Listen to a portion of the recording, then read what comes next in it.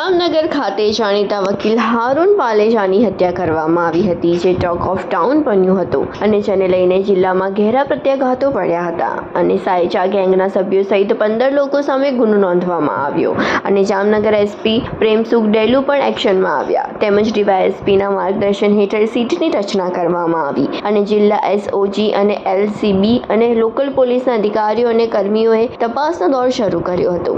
એક પછી એક આરોપીઓ જિલ્લા પોલીસની પકડમાં આવતા ગયા અને આ તમામના પ્રયાસે અત્યાર સુધી કુલ 8 આરોપીઓને દબોચી લેવાયા છે, જેમાં બસીર સાયચા, ઇમરાન નૂર મોહમ્મદ સાયચા, સિકંદર સાયચા ઉર્ફે સિકલે, રમઝાન યુસુફ સાયચા, દિલાવર હુસેન સુલેમાન અને 2 સગીરને જિલ્લા પોલીસ અથાગ પ્રયાસે ઝડપી લેવાયા છે. આ ઉપરાંત અન્ય આરોપીઓને ઝડપી પાડવા આગળની દિશામાં તપાસ ચાલુ છે અને તેમને પણ ઝડપી લેવાશે.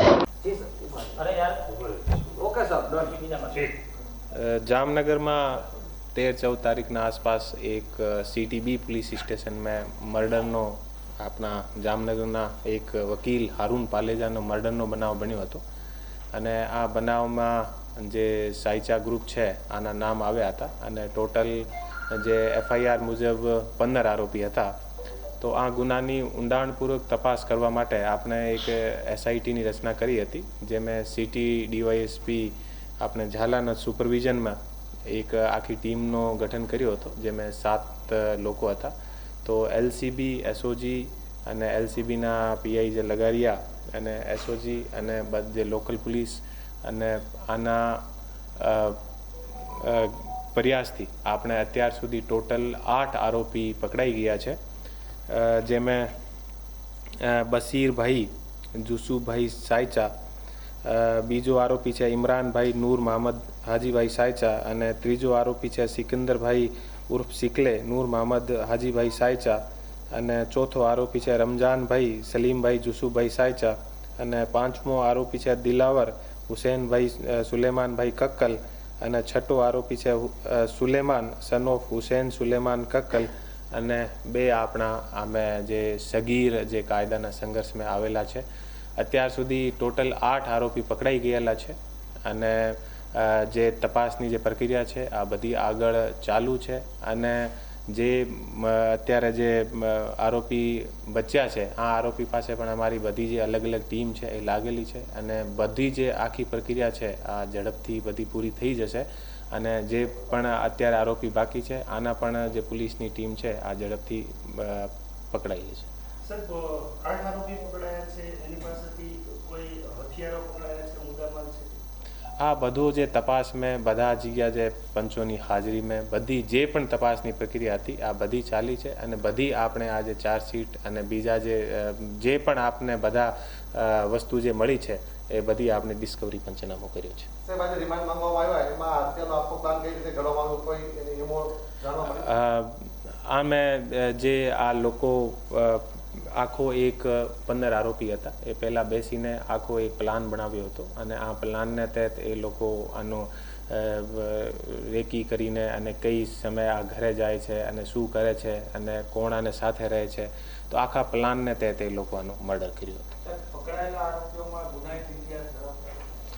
એ જે 8 આરોપી અત્યાર સુધી પકડાયેલા છે આ બધા જે ગ્રુપ છે આ પર ઘણા બધા ગુના છે અને આપને પણ ખબર છે કે આ જે ગ્રુપ છે આ ગ્રુપને ઉપર અત્યાર સુધી લગભગ 17 જેટલા ગુનાઓ આપણે જે ચોપડાઓ છે આમે અત્યાર સુધી આ ઉપર દર્જ છે. આમે ઘણા બધા જે ગુનાઓ છે આમે અટેમ્પ્ટ ટુ મર્ડરના, રાયોટિંગના, પ્રોહિબિશનના, ચોરીના ઘણા બધા ગુનાઓ આ ગ્રુપ ઉપર અત્યારે આપણે દર્જ થયેલા છે.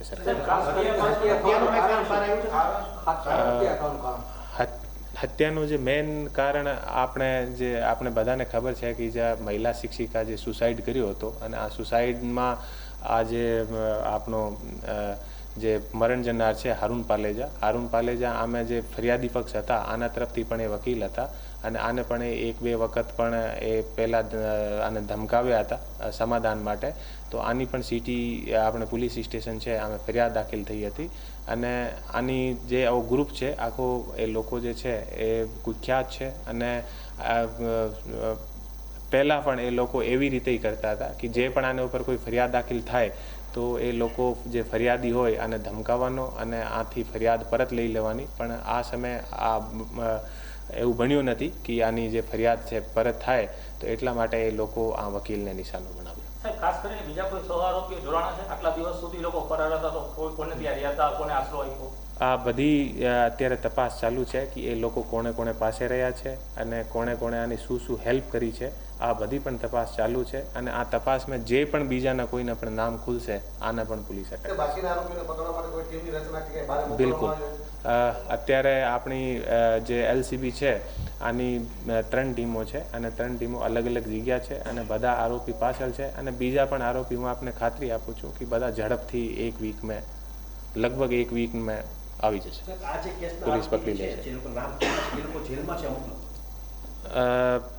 અત્યારે જે આરોપી છે આમાંથી કોઈ પહેલાં જેલમાં નથી હતા અને આમે જે એક રજાક જે સાયચા છે આના ગ્રુપનો છે અને આ જે લેડી શિક્ષિકા જે સુસાઇડ કર્યો હતો આ કેસમાં જેલમાં છે. સાહેબ, આરોપી હતા અહીંથી રાજ્યમાંથી પકડાણ, રાજ્ય બહારથી કંઈ અટક કરવામાં આવી હતી? આપણા રાજ્યમાંથી આને પકડ્યા છે અને એ લોકો બહાર ભાગવાની અને ઘણી બીજી જગ્યાએ જવાની પણ એ ટ્રાયમાં હતા, પણ પોલીસ ઝડપથી કાર્યવાહી કરીને અને લગભગ જે આરોપી છે આને પકડી. સાહેબ, રોકડ કે સોનું કે એવું એના હાથે કબજે? આ બધી અત્યારે તપાસ ચાલુ છે. ઠીક, થેન્ક યુ.